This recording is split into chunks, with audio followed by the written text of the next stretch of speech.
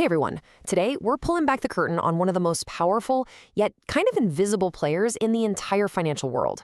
We're talking about the silent giants who are responsible for safeguarding trillions of dollars every single day. We're talking about custodians. So have you ever really stopped to think about it? When a huge pension fund or a massive investment bank buys, say, 1 million shares of some company, who actually holds on to them? Where do they go? The answer is, well, it's probably not what you think, and it's absolutely essential to how the entire global financial system works. So here's our game plan. First, we'll get a handle on the sheer scale of the problem we're talking about. Then we'll meet our financial guardian, the custodian. After that, we'll peek inside their daily operations, get to know this crucial daily handshake process, and then we'll wrap it all up with why this guardian is just so incredibly important. All right, let's dive right in. To really get this, you first have to appreciate the scale of the challenge. I mean, we're talking about a truly mind-bending amount of money and securities flying around the planet, 24/7. Just try to imagine it. You're trying to keep track of millions of trades across dozens of different countries, and every single one has its own rules, its own currency, its own settlement times. How do you make sure that stock you just bought in Tokyo actually gets delivered and paid for? Or how do you collect your dividends from a company based in Brazil? It is a complete logistical nightmare, and the risk of something going wrong or even fraud is just enormous. So how in the world does the financial system solve this gigantic problem? Well, it turns out there's an entire institution designed specifically for this one purpose. And here it is, the custodian. The best way to think about them is not as an investor, but more like a super high-tech, high-security vault and an expert administrative service, all rolled into one. Their entire reason for existing is to hold and manage assets for other people. You know, big clients like investment funds, banks, and pension funds. So what do they actually do? Well, you can break it down into 4 main jobs. First, safekeeping. That's the vault part. They literally hold on to your stocks and bonds. Then there's asset servicing. Think of this like a hyper-efficient accountant. They're collecting your interest payments, your dividends. Third is settlement. This is the logistics piece, making sure that when you buy something, the cash and the security actually swap hands safely. And finally, reporting. This one's simple. They give you the official, undeniable statement of everything you own. Now, if you take away one thing from this explainer, let it be this. This idea of separation is the absolute key to everything. The person or company making the investment decisions, the fund manager, is not the same entity that physically holds the assets. This creates the ultimate safety mechanism, and it's all designed to protect investors' money. Okay, so we get what their role is, but how does this all work in the real world? Let's take a look behind the curtain at the actual day-to-day mechanics. It's really like a highly structured dance. First, a fund manager decides to buy a stock and sends an instruction to the custodian.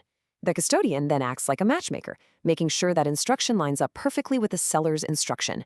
Then, on the agreed-upon day, they oversee the actual exchange, money for the stock happening at the exact same time so no one is at risk. And later, if that company pays a dividend, yep, the custodian handles that automatically and puts the cash right where it belongs. Now, it's really important to get that this whole global process isn't running on, emails and phone calls. It runs on a super secure, standardized messaging network called SWIFT.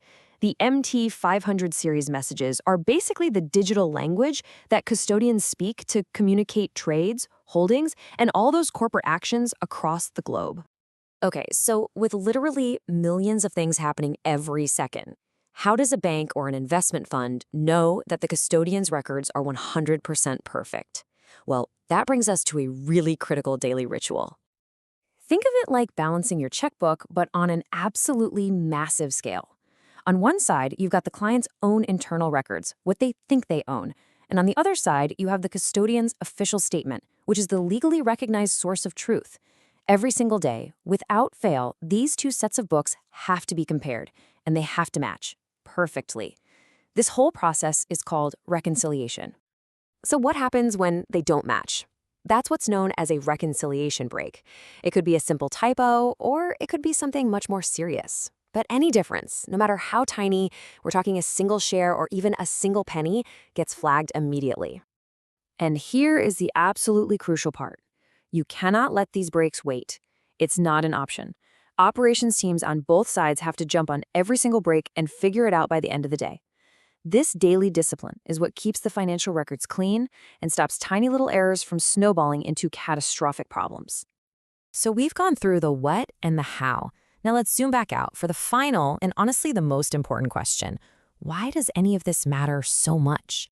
Well, the impact is just huge. By having these specialists handle all the complex back office stuff, custodians slash the risk of errors across the entire market. They make assets safer because of that separation principle we keep talking about. And so importantly, they make global investing possible for everyone. They handle all the messy, local legal details so a fund in New York can easily and safely own a stock in Seoul. This right here, this is the bedrock. This is what builds investor confidence and trust in the whole system. Because your assets are held separately by a third-party custodian, they are safe. Even if the company that manages your money goes bankrupt, your assets are protected. It truly is the ultimate safety net. So how do they pull off this global magic trick? Well, they use a really clever network. A big global custodian doesn't have an office in every single country. Instead, they partner up with local banks in each market, and these are called sub-custodians. This network of trusted local experts is what allows money to flow so smoothly and safely across borders. And that brings us to our final thought. For centuries, custodians have been these trusted guardians for traditional things like stocks and bonds. But now, as we're moving into a world of crypto, NFTs, and all sorts of new digital assets, it raises a huge question. Who is going to fill this role? Who's going to provide the safekeeping, the settlement, and the bedrock of trust for the finance of tomorrow? That's something for all of us to think about.